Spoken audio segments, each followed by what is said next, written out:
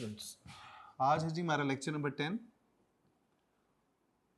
और आज हमने डिस्कस करना है क्लासिफिकेशंस।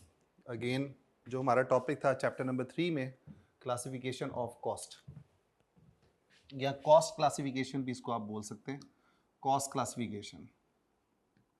अब हम बात करने जा रहे हैं कि हम अपनी कॉस्ट को कैसे ग्रुप करेंगे या किस किस तरीकों से ग्रुप कर सकते हैं। तो इसमें पहली जो ग्रुपिंग है कॉस्ट क्लासिफिकेशन में वो है जी बाय एलिमेंट्स क्लासिफिकेशन या बाय एलिमेंट्स ग्रुपिंग। दूसरे नंबर पे हमारी जो क्लासिफिकेशन आएगी वो बाय नेचर, बाय बिहेवियर और बाय फंक्शन। ये हमारी मेन ग्रुपिंग है जी कॉस्ट को क्लासिफाई करने के लिए। या मेन ग्रुप क्लासिफिकेशंस हैं कि हम अपनी कॉस्ट को डिफरेंट तरीकों से क्लासिफाई कर सकते हैं। अब यहाँ पे इसके अंदर हम एक और कैटेगरी भी डाल देते हैं अदर्स की, कि जिसके अंदर हम अदर्स में बात करेंगे कि कौन कौन से और तरीके हैं जिसमें हम अपनी कॉस्ट को क्लासिफाई कर सकते हैं। तो सबसे पहले हम बेसिक क्लासिफिकेशन की बात करते हैं जो कि है बाय एलिमेंट्स क्लासिफिकेशन। यहां पे हम कहते हैं कि जी जब हम अपनी प्रोडक्ट की कॉस्ट कैलकुलेट कर रहे हैं तो हमारी कॉस्ट में 3 तरह के एलिमेंट्स होंगे कॉस्ट के। पहला एलिमेंट है जिसको बोलते हैं मटेरियल कॉस्ट, दूसरे नंबर पे आ जाती है जी लेबर कॉस्ट और तीसरे नंबर पे आ जाते हैं जी एक्सपेंसेस, जिसको हम ओवरहेड्स भी बोलते हैं। तो हम ये कह रहे हैं कि जी प्रोडक्ट या सर्विस की कॉस्ट में 3 एलिमेंट्स हैं, मटेरियल कॉस्ट, लेबर कॉस्ट और एक्सपेंसेस। मटेरियल कॉस्ट का मतलब क्या हुआ? देखो स्टूडेंट्स, जब भी आपने कोई प्रोडक्ट बनानी है या कोई सर्विसेज प्रोवाइड करनी है तो आपको कोई ना कोई खर्चा, कोई ना कोई कॉस्ट आपकी मटेरियल से रिलेटेड होगी। अब मटेरियल्स क्या होते हैं? मटेरियल्स को हम कह सकते हैं कि जी पार्ट्स या कंपोनेंट्स। आसान अल्फाज में अभी फिलहाल समझने के लिए, कोई पार्ट्स हैं, कोई कंपोनेंट्स हैं या कोई इंग्रेडिएंट्स हैं या कोई आपके एलिमेंट्स हैं, जो प्रोडक्ट के एलिमेंट्स हैं वो हम क्या कहेंगे? इसको मटेरियल बोलेंगे जी।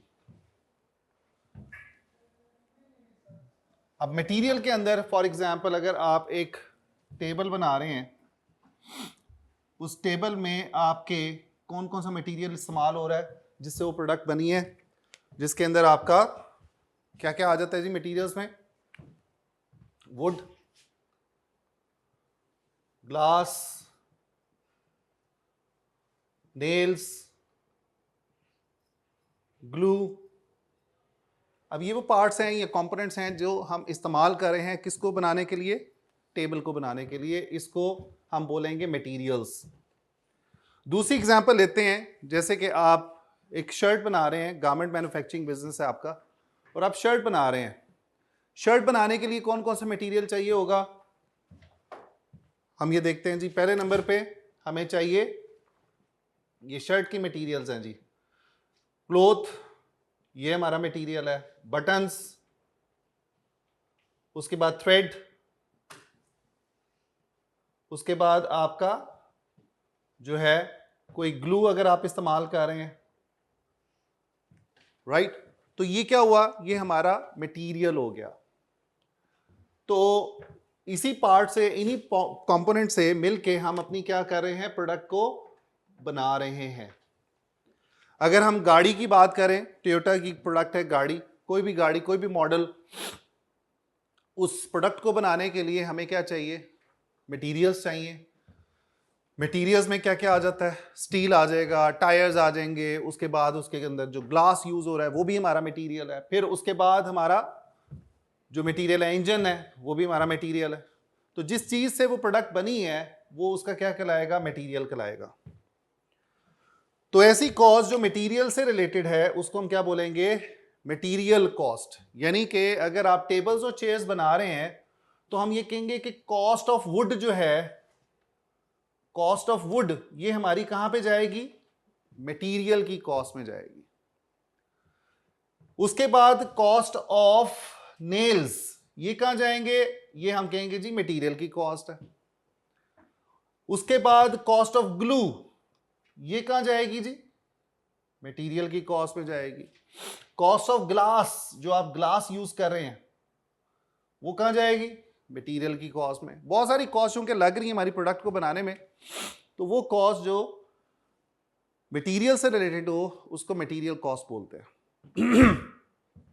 दूसरे नंबर पे हम बात करते हैं जी लेबर की कॉस्ट। लेबर की कॉस्ट हमारी होती है जी वर्कर्स की कॉस्ट, जो हम वर्कर्स को पे कर रहे हैं। अगर आपने एक प्रोडक्ट बनानी है तो ऑब्वियसली आपको वर्कर्स भी चाहिए होंगे, कोई ना कोई आपको लेबर चाहिए होगी जो उस प्रोडक्ट को बनाएगी। आपके पास मटेरियल है लेकिन बनाने वाला कोई नहीं है तो वो प्रोडक्ट नहीं बन सकती। आपने अगर घर की कंस्ट्रक्शन करवानी है, आपको मटेरियल चाहिए, ब्रिक्स चाहिए, आपको इसी तरह आपको जो है सीमेंट चाहिए, आपको आयरन चाहिए या स्टील चाहिए।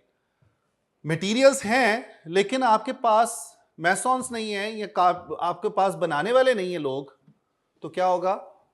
आपका वो घर नहीं बन सकेगा। तो लिहाजा हमें क्या चाहिए? हमें वर्कर्स चाहिए।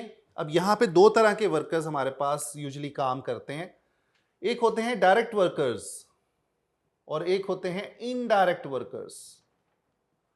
डायरेक्ट वर्कर्स वो होते हैं जो अपने हाथ से काम कर रहे होते हैं। Usually they are the factory workers. Factory workers या ऐसे लोग जो डायरेक्टली इन्वॉल्व हैं उस चीज को बनाने में, उनको हम क्या बोलेंगे?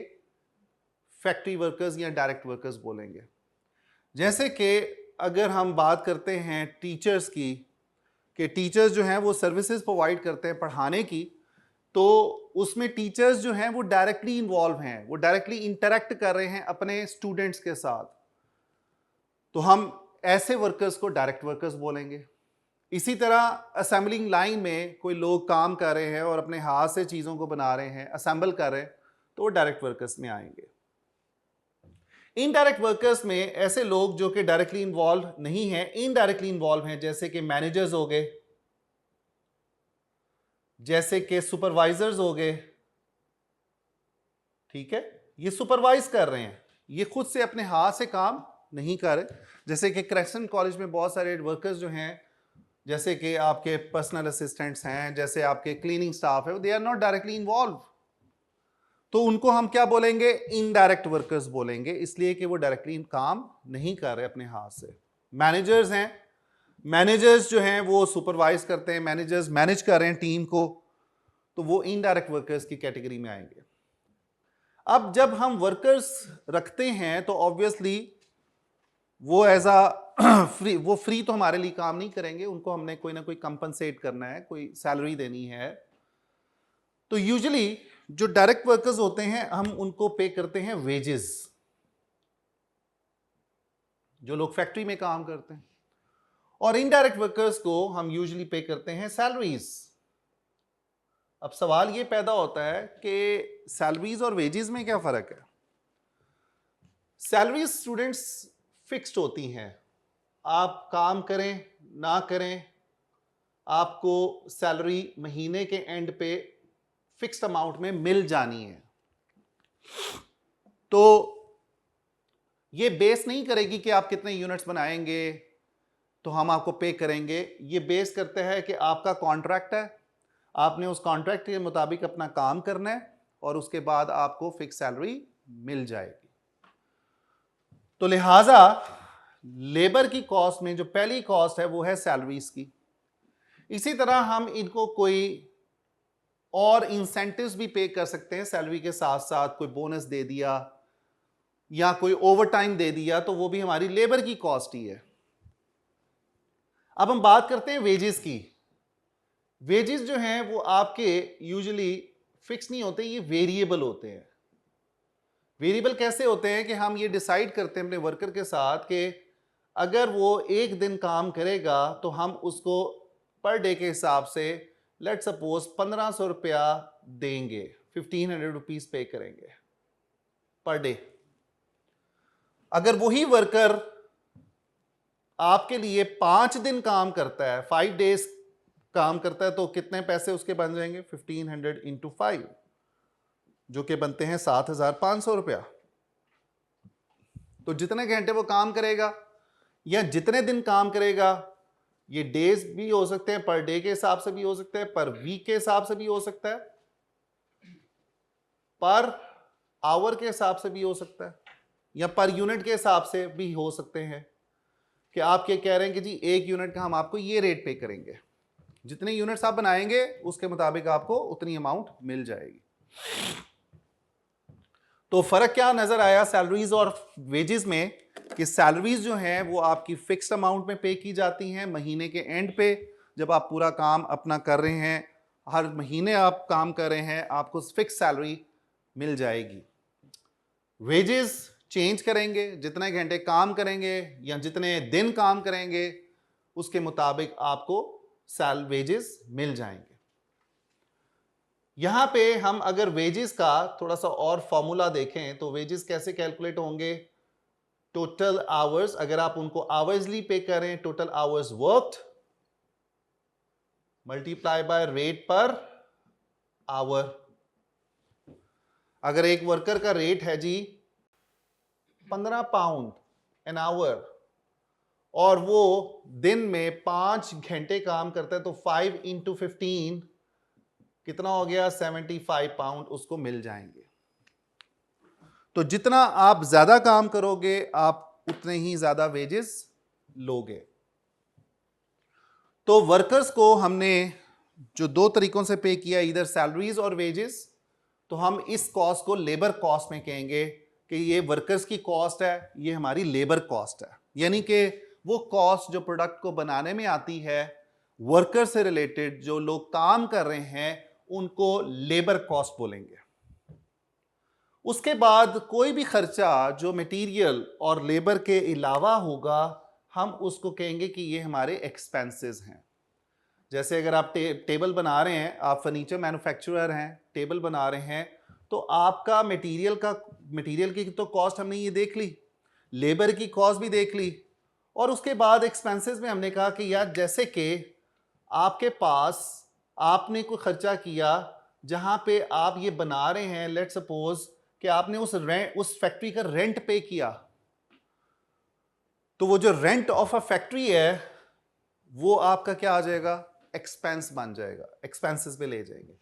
इसी तरह आपने फैक्ट्री की कोई इंश्योरेंस करवाई हुई है कि खुदा न खास्ता वहां पे कोई आग ना लग जाए जिसकी वजह से आपकी प्रोडक्ट को नुकसान पहुंच सकता है, तो आप उसको भी किस में ले जाएंगे? एक्सपेंसेस में ले जाएंगे। इसी तरह आपने कोई रिपेयर करवाया, रिपेयर की है या मेंटेनेंस की है अपनी प्रोडक्ट के हवाले से, कोई आपने उसको साथ साथ मेंटेन किया है, कोई मशीनरी खराब हो जाती है उसको रिपेयर करवाते हैं, तो वो भी हमारा क्या बन जाएगा? एक्सपेंस बन जाएगा। इसी तरह इलेक्ट्रिसिटी का खर्चा है या कोई और बिल आपने पे की है, यूटिलिटी बिल्स जिसको बोलते हैं, तो ये भी हमारा कहां पे चला जाएगा? एक्सपेंस में चला जाएगा। तो अगर हमने टेबल की कॉस्ट को कैलकुलेट करना है तो हम क्या करेंगे? सबसे पहले हम देखेंगे कि हमारी मटेरियल की कॉस्ट कितने की लगेगी, फिर हम देखेंगे कि हमारी लेबर की कॉस्ट का क्या खर्चा आ रहा है, और इसी तरह और खर्चे कितने हैं। इन सारों को ऐड किया तो हमारे पास प्रोडक्ट की कॉस्ट निकल आएगी। और इस क्लासिफिकेशन को हमने क्या कहा? Bye elements classification. कि हमारी प्रोडक्ट की कॉस्ट के 3 एलिमेंट्स हुए, मटेरियल, लेबर एंड एक्सपेंसेस। ठीक है जी, तो पहली क्लासिफिकेशन हमने डिस्कस कर ली। उसके बाद हम बात करते हैं बाय नेचर क्लासिफिकेशन की। बाय नेचर क्लासिफिकेशन क्या है जी?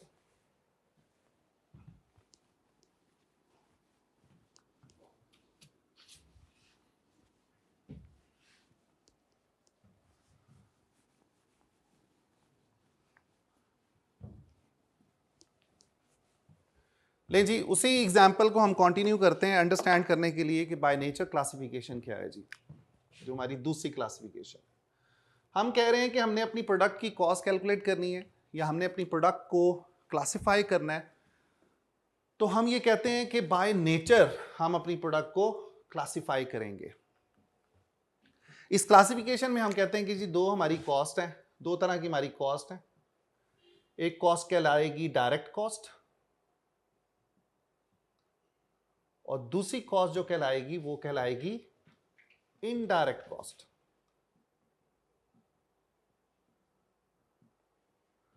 अब डायरेक्ट कॉस्ट और इनडायरेक्ट कॉस्ट में क्या फर्क हुआ? डायरेक्ट कॉस्ट वो कॉस्ट है जो आप इजीली और फुली आइडेंटिफाई कर सकते हो और which can easily be measurable or which is a major cost।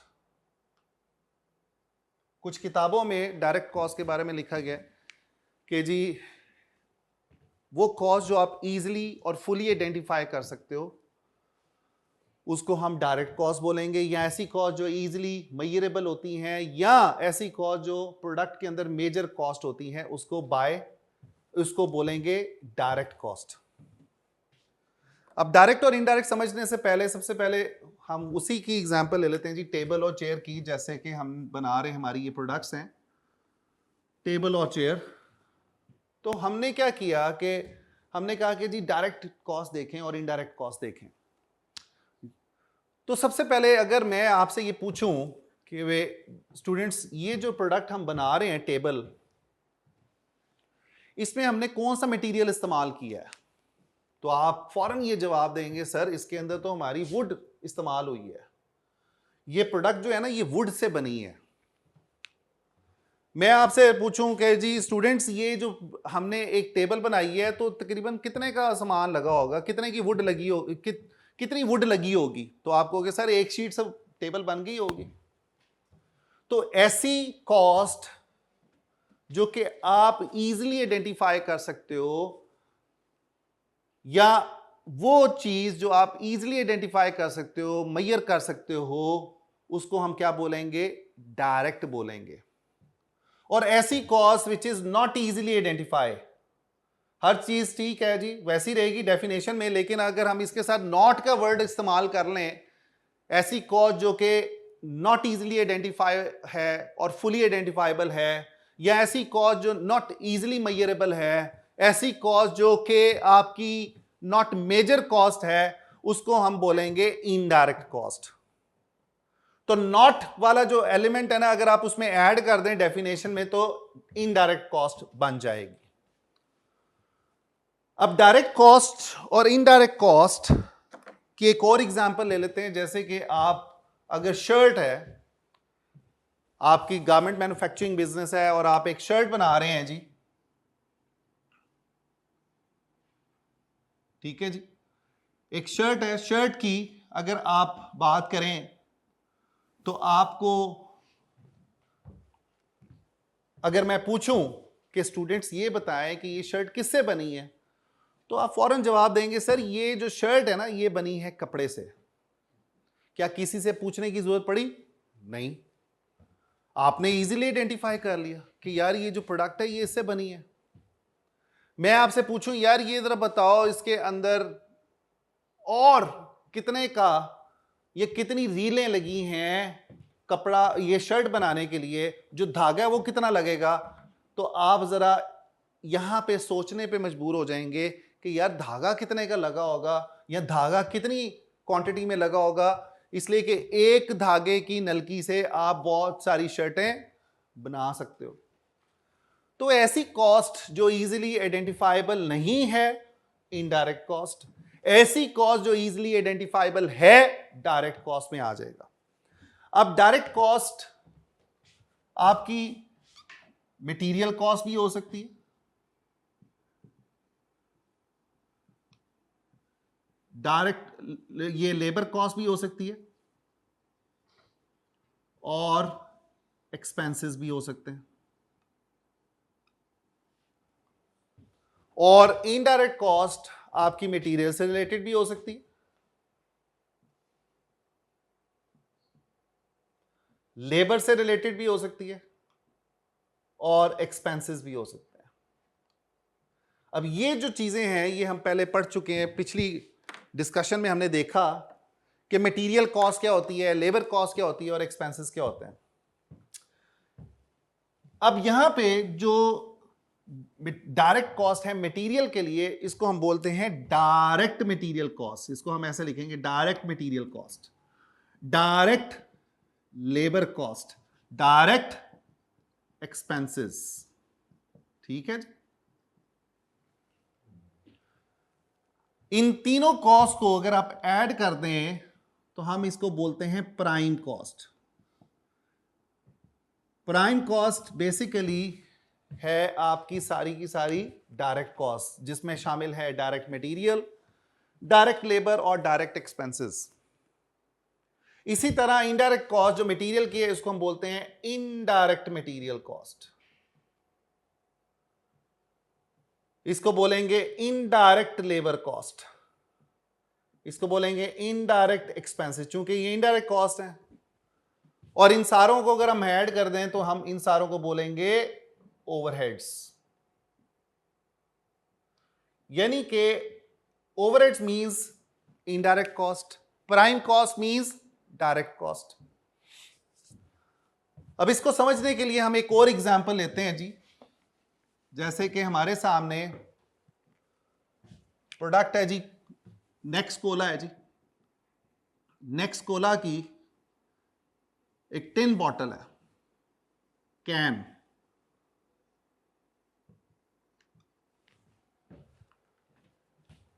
अब नेक्स्ट कोला का ये जो प्रोडक्ट है, कैन, जो हम कंज्यूम करते हैं, यूज करते हैं, इस प्रोडक्ट के अंदर हमने समझना है कि यार डायरेक्ट मटेरियल कॉस्ट क्या होगी और इनडायरेक्ट मटेरियल कॉस्ट क्या होगी। तो पहली कैटेगराइजेशन में हम देखते हैं डायरेक्ट और इनडायरेक्ट मटेरियल क्या होगी कॉस्ट, डायरेक्ट और इनडायरेक्ट लेबर कॉस्ट क्या होंगी, और डायरेक्ट और इनडायरेक्ट एक्सपेंसेस क्या होंगे। तो यहां पे मैं लिख देता हूं जी डायरेक्ट मटेरियल कॉस्ट, यहां पे मैं लिख देता हूं इनडायरेक्ट मटेरियल कॉस्ट।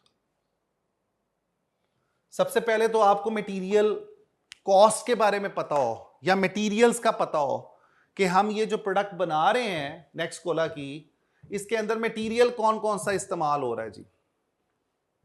तो पहले नंबर पे अगर मैं इसको लिस्ट डाउन करूं तो पहले नंबर पे जो मटेरियल इस्तेमाल हो रहा है जी वाटर,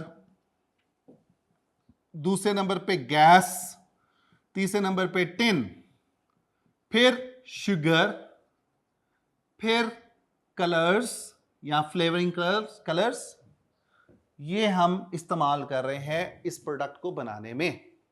ये हमारे क्या हो गए materials.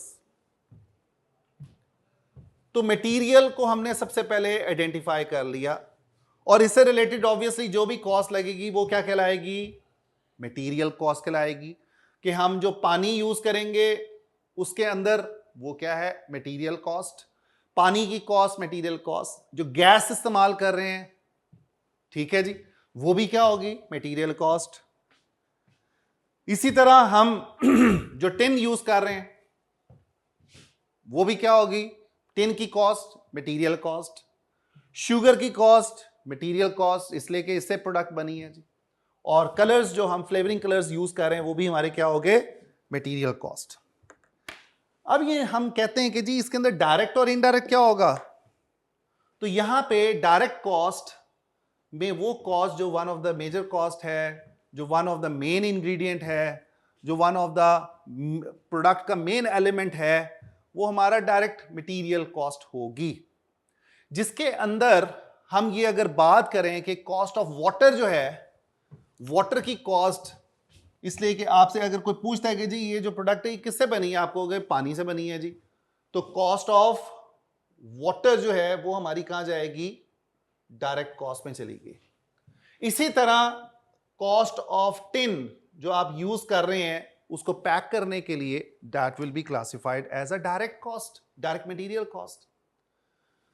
Sugar, cost of sugar, चूंकि चीनी आप इस्तेमाल कर रहे हो उसका महलूल बनाने के लिए, तो वो जो चीनी है वो आप डायरेक्टली एक प्रोडक्ट के लिए इस्तेमाल नहीं कर रहे, वो और उस जैसी बहुत सारी प्रोडक्ट्स जो है जो आप बना रहे हो उसमें आप शुगर इस्तेमाल कर रहे हो, या उसका जो महलूल बना रहे हो वो आप इकट्ठा तैयार कर रहे हो, तो हम उसको यहां पे इनडायरेक्ट में ले जाएंगे। देन उसके बाद जो गैस आप इस्तेमाल कर रहे हैं, ठीक है जी, उस प्रोडक्ट को कार्बोनेटेड वाटर में कन्वर्ट करने के लिए या उसको प्रिजर्व करने के लिए जो गैस इस्तेमाल की जा रही है वो भी आप इजीली आइडेंटिफाई नहीं कर सकते, तो इसको हम कहां पे लेके जाएंगे, इनडायरेक्ट मटेरियल कॉस्ट में। इसी तरह कॉस्ट ऑफ कलर्स जो आपने इस्तेमाल किए हैं वो भी हमारे इजीली आइडेंटिफाई नहीं है, तो हम इसको इनडायरेक्ट कॉस्ट में ले जाएंगे।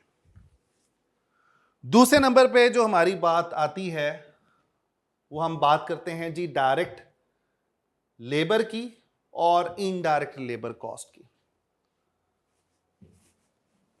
इसी प्रोडक्ट की के हवाले से कि डायरेक्ट लेबर कॉस्ट कैसे आइडेंटिफाई की जाएगी और इनडायरेक्ट कॉस्ट कैसे आइडेंटिफाई की जाएगी। तो डायरेक्ट लेबर कॉस्ट और indirect labour cost, student usually जो हम वर्कर्स को पे करते हैं, ऐसे लोग जो ये बॉटल्स वगैरह पैक कर रहे होंगे, फिल कर रहे होंगे, जो प्लांट पे काम कर रहे हैं, लोग अपने हाथ से उस प्रोडक्ट को बना रहे हैं नेक्स्ट कोला को, तो फिलर्स जो बैठे हुए हैं जो फिलिंग कर रहे हैं उनको हम कुछ वेजेस पे करते हैं। तो जो वेजेस की कॉस्ट है यूजुअली जो फैक्ट्री वर्कर्स को हम पे करते हैं वो कहां पे जाएगी, डायरेक्ट लेबर कॉस्ट में जाएगी। इसी तरह इनडायरेक्ट लेबर कॉस्ट में जो सुपरवाइजर्स आपने रखे हुए हैं उनको आप सैलरीज वगैरह पे करते हो, या आप जो आपके इनडायरेक्ट वर्कर्स हैं, हमने ये पहले बात की है कि जी डायरेक्ट और इनडायरेक्ट वर्कर्स कौन कौन से होते हैं। तो डायरेक्ट वर्कर्स को यूजुअली हम क्या पे करते हैं, वेजेस पे करते हैं। तो वेजेस हमारे क्लासिफाई किए जाते हैं डायरेक्ट लेबर कॉस्ट में। ये वो वेजेस हैं जो हम फिलिंग प्लांट पे जो वर्कर्स काम कर रहे हैं, जो फिलिंग कर रहे हैं, उनको जो वेजेस पे कर रहे हैं घंटों के हिसाब से या डेली के हिसाब से, तो वो वेजेस डायरेक्ट लेबर कॉस्ट में चले गए। जो वर्कर्स जो सुपरवाइजर उनको सुपरवाइज कर रहे हैं कि क्या वो ठीक काम कर रहे हैं, या ऐसे लोग जो क्लीनिंग का काम कर रहे हैं कि कोई नेक्स्ट कोला का जो महलूल है वो कुछ नीचे गिर जाता है और आप उसको क्या करते हैं, क्लीनिंग स्टाफ बुला के उसको सफाई करवाते हैं, तो वो कहां पे आ जाएंगे, इनडायरेक्ट में। इसी तरह आप बोनसेस वगैरह पे करते हैं वर्कर्स को, या आप ओवरटाइम पे करते हैं वर्कर्स को कि वो काम करें, यानी कि अपने ड्यूटी आवर से भी ज्यादा काम करते हैं, तो ओवरटाइम की कुछ पेमेंट हो गई, तो ये कहां पे चले गए, ये इनडायरेक्ट कॉस्ट में चले गए, चूंकि आप उसको अपनी प्रोडक्ट में इजीली आइडेंटिफाई नहीं कर सकते। तो डायरेक्ट और इनडायरेक्ट कॉस्ट ये हमने लेबर के हवाले से बात कर ली। तीसरे नंबर पे हमारे पास आ जाता है जी डायरेक्ट और indirect expenses, direct expenses versus indirect expenses. इसमें क्या क्या आ जाएगा जी,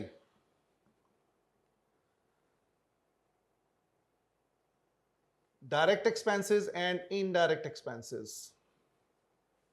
स्टूडेंट ये जो प्रोडक्ट हम बना रहे हैं ये एक नाम से हम बना रहे हैं जिसमें नेक्स्ट का ब्रांड एक है जी, नेक्स्ट कोला, यानी कि नेक्स्ट कोला पाकिस्तान में और कोई नहीं बना सकता, सिर्फ नेक्स्ट कोला वाले ही नेक्स्ट कोला बनाएंगे, ठीक है जी। तो उस प्रोडक्ट को बनाने के लिए कई दफा हमें क्या करना पड़ता है, अपने नाम को रजिस्टर्ड करवाना पड़ता है। तो इसके अंदर जब हम अपने नाम को रजिस्टर करवाते हैं कि कोई उसी नाम से डील ना कर सके या कोई हमें कॉपी ना कर सके, तो हम उसके नाम को रजिस्टर करवा लिया, तो उसके लिए हम कोई कॉपीराइट्स या ट्रेडमार्क्स वगैरह, जैसे आपने अक्सर देखा होगा कि प्रोडक्ट के साथ नाम के साथ छोटा सा आर लिखा होता है जिसमें ये बोला जाता है कि जी इट इज रजिस्टर्ड ट्रेडमार्क, कि कोई और कंपनी इस नाम को इस्तेमाल नहीं कर सकती। या कॉपीराइट्स हो गए, ये हमारे किस में आ जाएंगे जी, डायरेक्ट एक्सपेंसेस में, इसलिए कि इन खर्चों के किए बगैर आप नेक्स्ट कोला नहीं बना सकते। इसी तरह आपने अगर कोई स्पेशल टूल्स हायर किए हैं, कोई टूल्स वगैरह हायर किए हैं एक प्रोडक्ट को बनाने के लिए, उसको हायर करते हैं, उसके हायर चार्जेस पे करते हैं, तो that will come under direct cost. जैसे कि अगर आप कोई कस्टमाइज्ड प्रोडक्ट बनाते हैं तो उसके लिए आपको कुछ टूल्स इक्विपमेंट्स वगैरह हायर करने हैं, उनका रेंट पे करना पड़ेगा या उनके चार्जेस पे करने पड़ेंगे, जिसको हायर चार्जेस बोलते हैं, तो वो हमारे डायरेक्ट एक्सपेंसेस में आ जाएंगे। इनडायरेक्ट एक्सपेंसेस में आपके वो सारे के सारे खर्चे जो हमने पहले डिस्कस किए हैं, जिसमें आपका रेंट आ गया, क्योंकि आप उसको इजीली आइडेंटिफाई नहीं कर सकते प्रोडक्ट की कॉस्ट के अंदर, आपके यूटिलिटी बिल्स आ गए, इसी तरह आपके जनाब इंश्योरेंस आ गई, जो आपने वो फैक्ट्री में इंश्योरेंस करवाई, फैक्ट्री की इंश्योरेंस करवाई हुई, खुदा ना खास्ता आग ना लग जाए किसी इक्विपमेंट को और माल आपका खराब ना हो जाए, या आप कोई डेप्रिसिएशन वगैरह, आपका एसेट जो है वो डेप्रिशिएट कर जाता है, डेप्रिसिएशन चार्जेस हैं या डेप्रिसिएशन एक्सपेंसेस हैं, इसी तरह रिपेयर एंड मेंटेनेंस है, इसी तरह मार्केटिंग का खर्चा है, वो सारे के सारे किस में आ जाएंगे, इनडायरेक्ट एक्सपेंसेस में आ जाएंगे। तो लिहाजा यहां पे हमने बात की दो क्लासिफिकेशन की आज, कि हम बाय एलिमेंट्स कैसे प्रोडक्ट की कॉस्ट को कैलकुलेट करते हैं और बाय नेचर कैसे कॉस्ट को हम देखते हैं कि डायरेक्ट कॉस्ट क्या होगी और इनडायरेक्ट कॉस्ट क्या होगी जी। तो यहां तक हम रखेंगे। कल इंशाल्लाह हम बात करेंगे जी बाय बिहेवियर की, और हम बात करेंगे बाय फंक्शन की। सो ये तीसरी और चौथी जो कैटेगरी है, थर्ड, फोर्थ एंड फिफ्थ, ये अपकमिंग लेक्चर्स में इंशाल्लाह हम डिस्कस करेंगे। आप लोगों का अगर कोई सवाल हो तो आप मुझे व्हाट्सएप कर सकते हैं या आप मुझसे रब्ता कर सकते हैं। तो इंशाल्लाह कल मुलाकात करते हैं। Thank you very much. अल्लाह हाफिज़।